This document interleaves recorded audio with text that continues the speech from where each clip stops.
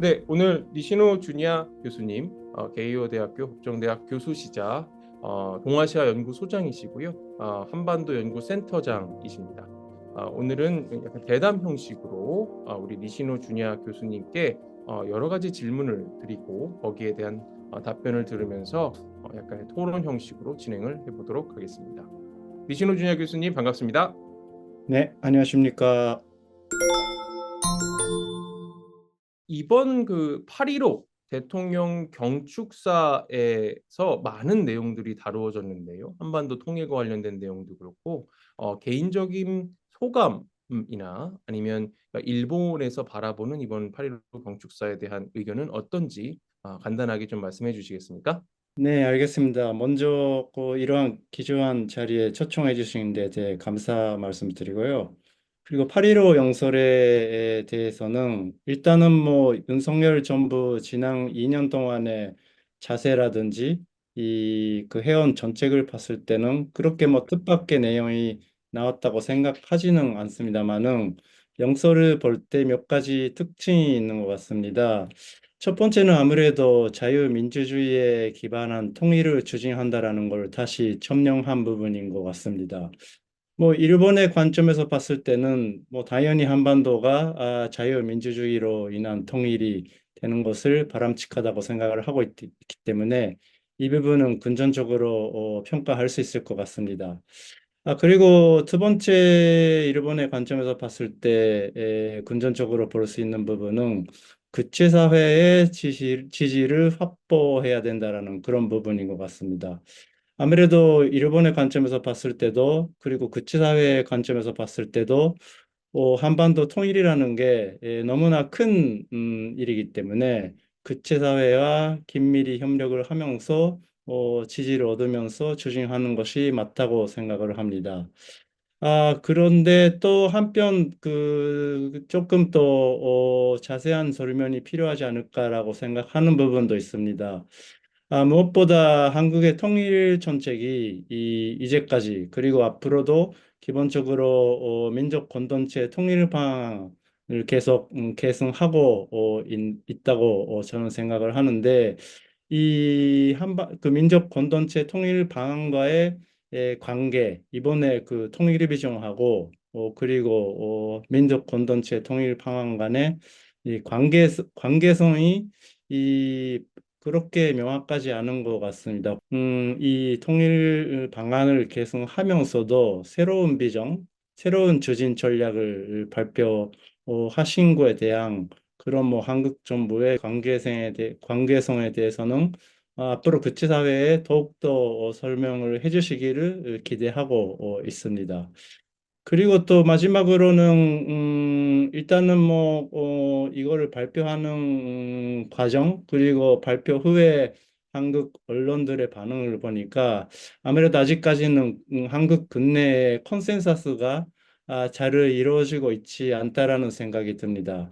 그래서 앞으로 윤 정부 그리고 대통령께서 먼저 한국 국내의 지지, 이 컨센서스를 확보하는 그런 노력 또한 필요하지 않을까라고 생각하고 있습니다. 이것이 저의 개인적인 소감입니다. 네, 감사합니다. 네, 그러면 이 지금 말씀 주신 거에 대해서도 좀 생각을 해보면서 그 다음 질문으로 넘어가겠습니다. 우리 니시노 주니아 교수님께서 그 한반도의 통일, 그러니까 한국과 북한의 통일이 국제사회에도 엄청난 일이다라고 방금 언급을 해주셨는데요. 이 외부의 시각, 특히 이제 일본의 시각에서 접근을 할 때, 통일 한반도, 그러니까 한국과 그 북한이 통일되었을 때 또는 될지 될 수 있을지에 대한 그런 평가, 예상과 그다음에 만약에 그 통일 한반도라는 것이 만들어지게 되면 그러면 어떠한 형태의 결과들, 특히 이제 국제 정치나 아니면 일본과 같이 그 주변국들에는 어떤 영향을 미칠 것이라고 생각하시는지 고견 부탁드립니다. 네, 질문 감사합니다. 첫 번째로 무엇보다 일본이 한반도 한국의 이웃나라십니다. 그러한 관점에서 볼 때는 무엇보다 한반도 통일의 과정, 프로세스가 평화적인 프로세스로 이루어져야 한다고 생각을 합니다. 통일 과정에서 혹시나 뭐 일어날 수 있는 여러 가지 이 일들이 이 은나라인 일본에 상당한 영향을 줄 것으로 생각합니다. 그래서 한반도 통일 과정에서의 어떻게 보면은 그 불안정성을 어떻게 최소화시킬 수 있는가? 그것이 이 일본에서 볼 때 한반도 통일에 대한 가장 큰 관심사라고 할 수가 있을 것 같습니다. 그리고 통일 형태에 관해서는 뭐 이번에 대통령께서 말씀을 하셨듯이 이 자유민주주의를 기반으로 한 통일, 그것이 일본에서도 당연히 바람직한 통일이라고 할 수가 있을 것 같습니다. 바꿔 말하자면은 한국이 주도하는 그러한 통일이 이 바람직하다. 그렇게 말씀드릴 수가 있을 것 같습니다. 그리고 또 이웃나라이기도 하고 국제사회의 일원으로서의 또 하나의 큰 관심이 북한 핵 문제일 수밖에 없습니다. 그래서 통일된 한반도 그리고 통일 향하는 한반도가 과연 이 핵 문제를 어떻게 해결할 것인가, 핵을 어떻게 처리할 것인가, 그러한 부분이 이 관심사가 아닐 수가 없습니다.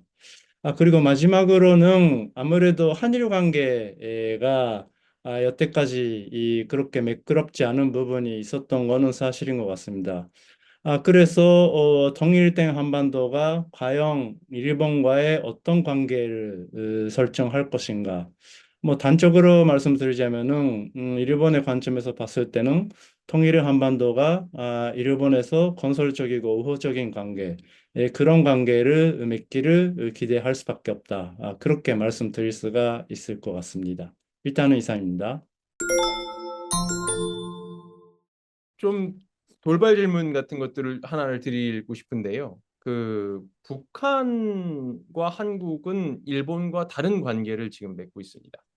지금 방금 북한의 핵 문제와 관련된 말씀도 해주셨는데 실질적으로는 전쟁 위협까지도 일본은 이제 북한으로부터 느끼고 있는 상황인데 어, 이러한 측면에서 좀 일본도 또 북한과의 관계를 나름 또 개선해야 되고 그게 어떻게 보면 통일에도 도움이 될 수 있을 것이다라고 하는 의견도 상당히 있습니다.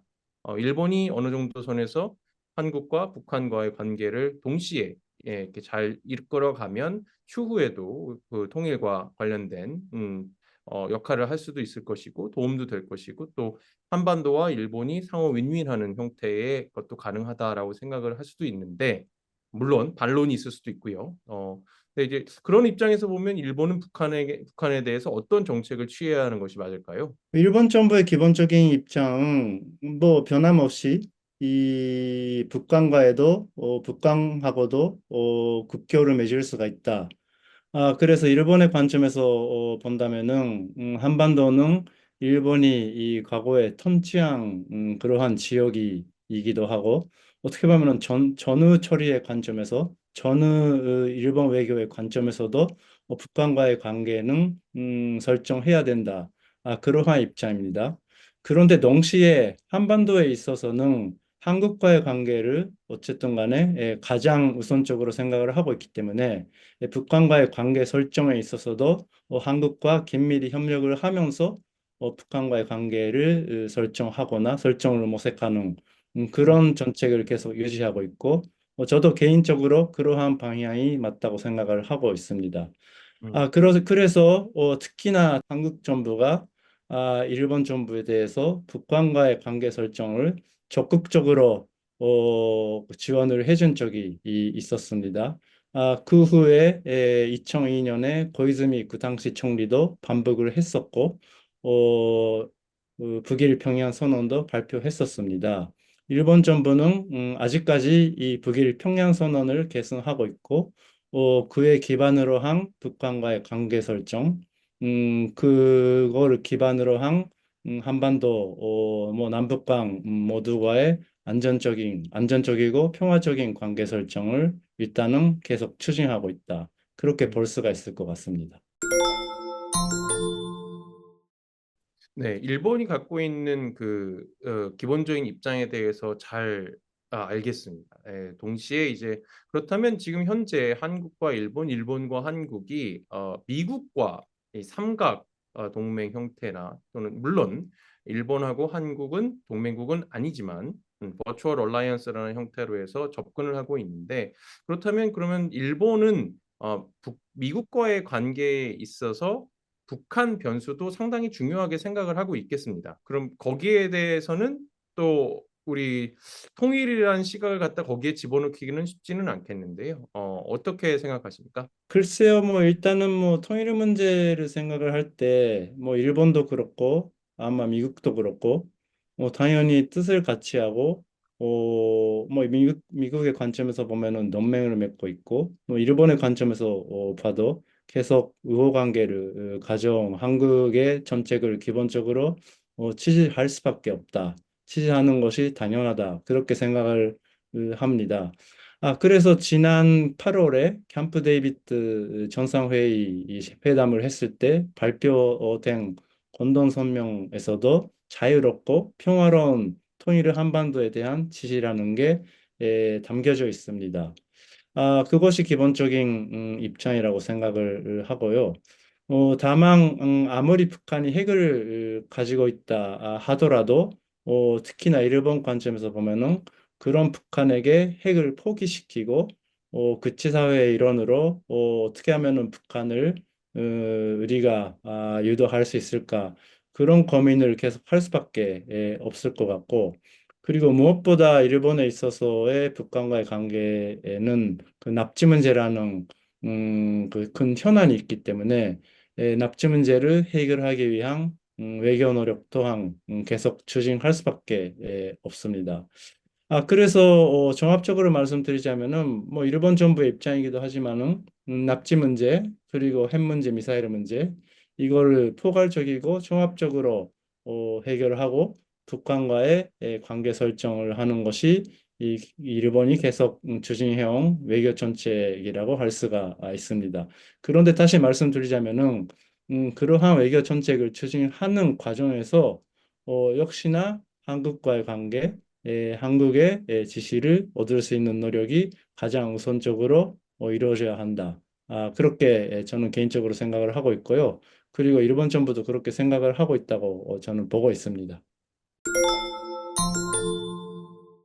네, 알겠습니다. 또 다시 이제 우리 8.15 경축사와 관련된 내용으로 다시 좀 돌아가 보겠습니다. 8.15 경축사에서 발표한 이 통일 방안, 한국에서는 이제 통일부랑 정부에서는 이제 통일 독트린, 8.15 독트린과 같은 형태로 이야기를 하고 있는데요. 여기 아까 우리 이순신 준야 교수님께서 말씀을 좀 주셨었는데 국내적인 여러 가지 합의가 필요한 것으로 보인다라고 말씀을 해주셨고요. 그다음에 또 국제적인 이해나 공조도 필요하다라고 말씀을 해주셨습니다. 그 주장에 대해서 조금 자세하게 설명을 좀 해주실 수 있을까요? 한국 분들이라면은 다 뭐 당연한 것으로 받아들이고 있겠습니다만은 외부 시각으로 봤을 때는 뭐 한국 근내가 너무나 사회적으로 분열된 상황인 것 같습니다. 뭐 물론 이러한 분열 상황이 한국뿐만의 현상이 아니고 미국도 그렇고 다른 나라들도 그런 현상이 나타나고 있는 나라들이 있습니다만은 한국 같은 경우는 이념적으로 소위 보수 세력, 진보 세력 간에 갈등이라든지 분열 형상이 너무 심한 것 같습니다. 그것이 이 한국의 일관된 어떻게 보면 특히나 대북 정책, 통일 정책 추진에는 솔직히 말해서 장애가 되고 있는 그런 형상을 저는 보고 있습니다. 그래서 무엇보다 대북 정책이라든지 이 대외 정책, 통일 정책을 일관성 있게 추진한다면은 그러한 뭐 문열된 다양한 의견이 당연히 있을 수가 있겠으나 너무나 크게 괴리돼 있는 진보 보수의 견해를 조금 더 수렴 시킬 수 있는 그런 노력이 필요하지 않겠는가 그렇게 생각을 하고 있습니다. 그리고 이 문제는 어쨌든 간에 그 한국 정부 그리고 한국 자체의 전체선 문제하고 밀접하게 연결돼 있기 때문에 그러한 컨센서스를 도출하기가 쉽지 않은 거는 당연히 알고 있습니다만은 동시에 그 대통령 선거가 있을 때마다 정책이 크게 진복되는 거는 국제사회의 관점에서 바라볼 때는 한국과의 관계를 맺기가 쉽지 않은 그런 측면이 있는 거는 사실일 수밖에 없는 것 같습니다. 네, 감사합니다. 네, 니시노 준혁 교수님과 우리 대담을 나눠봤습니다.